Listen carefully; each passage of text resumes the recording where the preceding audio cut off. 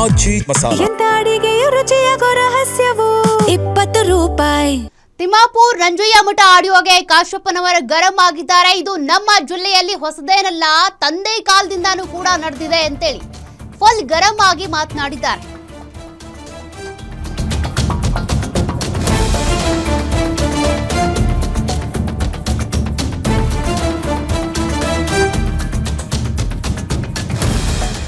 ನಮ್ಮ ತಂದೆ ಕಾಲದಿಂದಾನೂ ಕೂಡ ಇದೆಲ್ಲ ಷಡ್ಯಂತ್ರ ಕುತಂತ್ರಗಳು ನಡೀತಾನೆ ಇದೆ. ಇದೆಲ್ಲ ರಾಜಕಾರಣ ಇದ್ದಿದ್ದೆ. ಸ್ವಪಕ್ಷದವರಿಂದಲೇ ಇದು ನಡೆದಿದೆ.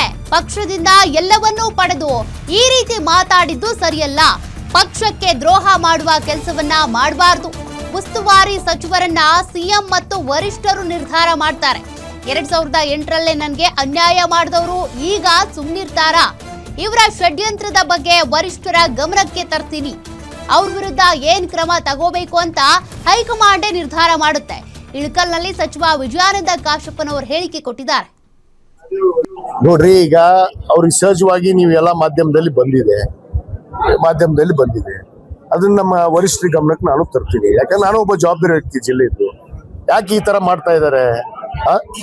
ಮನುಷ್ಯ ಅವಕಾಶ ತಗೊಂಡ ಮೇಲೂ ಕೂಡ ಪಕ್ಷಕ್ಕೆ ದ್ರೋಹ ಮಾಡ್ತಾರೆ. ಇವ್ರಿಗೆ ಅವಕಾಶನೇ ಕೊಟ್ಟಿಲ್ಲ ಪಕ್ಷ ಅಂದಾಗ ಇವ್ರು ಮಾತಾಡಿದ್ರೆ ಸಹಜ. ಅವಕಾಶ ಎಷ್ಟು ಸಾರಿ? 4 ಸಾರಿ. ಇವ್ರಿಗೆ 2 ಸಾರಿ ಶಾಸಕ, ಜಿಲ್ಲಾಧ್ಯಕ್ಷ 8 ವರ್ಷ. ಮತ್ತೆ ಇನ್ನೇನು ಕೊಡ್ಬೇಕು ಪಕ್ಷ? ಅವ್ರ ಪುಸ್ತಕದಲ್ಲೇ ಬರ್ದಾರ್ರಿ. ನನಗೆ 2008ರಲ್ಲಿ ನಾನು ಸೋಲೋದಕ್ಕೆ, ವಿಜಯಾನಂದ ಕಾಶ್ಯಪ್ ಸೋಲೋದಕ್ಕೆ ನಾನಾ ಕಾರಣ ಅಂತ ಪುಸ್ತಕನ ಪ್ರಿಂಟ್ ಮಾಡ್ಯಾರ. ಓದ್ರಿ ಅದನ್ನ. ಮತ್ತಿದು ಅವಾಗ ಮಾಡ್ಯಾರ ಅಂದ್ರೆ 2008ರಾಗ, ಇವತ್ತು 2026ರಾಗ ಕೂತೀವಿ ನಾವು. ಇದು ಅವ್ರದ್ದು ಏನು ಆಲ್ಚಾಲ್ ಗುಣಗಳು ಬದಲಿ ಆಗ್ತಾವ ಅಂತ ತಿಳ್ಕೊಂಡ್ರಿ ಇರ್ಬೋದು ಜನ. ಯಾವ ಬದಲಿ ಆಗಿಲ್ಲ, ಆಗೋದಿಲ್ಲ. ನೋಡಿ, ಇದು ಈ ಜಿಲ್ಲೆಯಲ್ಲಿ ಹೊಸದೇನಲ್ಲ. ಇದು ನಮ್ಮ ತಂದೆಯವ್ರ ಕಾಲದಿಂದ ಇದ್ದಂಥದ್ದು. ಯಾಕಂದ್ರೆ ಅವರು ಸಚಿವರಾದಾಗ ಬಾಗಲಕೋಟೆ ಜಿಲ್ಲಾ ಉಸ್ತುವಾರಿ ಆಗ್ಬೇಕಾಗಿತ್ತು. ಆ ಉಸ್ತುವಾರಿ ಆಗೋದಕ್ಕೆ ಅನೇಕ ಜನ ಅವಾಗ ವಿರೋಧ ಮಾಡಿ ಬಿಜಾಪುರ ಜಿಲ್ಲೆಗೆ ಉಸ್ತುವಾರಿ ಮಾಡಿದ್ರು. ಇಲ್ಲಿ ಸನ್ಮಾನ್ಯ BB ಚಿಮ್ಮಿನಕಟ್ಟಿ ಸಾಹೇಬ್ರನ್ನ ಉಸ್ತುವಾರಿ ಇದ್ರು. ಅವರು ನಮ್ಮವರೇ, ನಮ್ಮ ಪಕ್ಷದ ಹಿರಿಯ ನಾಯಕರು. ಇವತ್ತು ಇದು ಏನಂತಾರಲ್ಲ, ಕುತಂತ್ರ ರಾಜಕಾರಣಿ, ಷಡ್ಯಂತ್ರ ಇವೆಲ್ಲ ಇದ್ದೇ ಇದಾವೆ. ಸ್ವಪಕ್ಷದವ್ರು, ನಮ್ಮ ವಿರೋಧದವ್ರು ಯಾರು ನಮ್ಮ ಮುಂದೆ ಬಂದಿರೋ ತಾಕತ್ತು ಇಲ್ಲ, ದಮ್ಮು ಇಲ್ಲ. ಆದ್ರೆ ನಮ್ಮವರೇ ಷಡ್ಯಂತ್ರ ಮಾಡುವಂಥದ್ದು. ಈಗ ಅವ್ರಿಗೆ ಅವಕಾಶ ಕೊಟ್ಟಿದೆ ಪಕ್ಷ, ಅವಕಾಶ ಕೊಟ್ಟಿದೆಯಲ್ಲ. ಯಾರ್ಯಾರು ಮಾತಾಡಿದಾರೆ ನಾನು ನೋಡಿದ್ದೀನಿ. ನೀವು ಹೇಳೋದು ಮಾಧ್ಯಮದಲ್ಲಿ ಬಂದಿದೆ ಇವತ್ತು.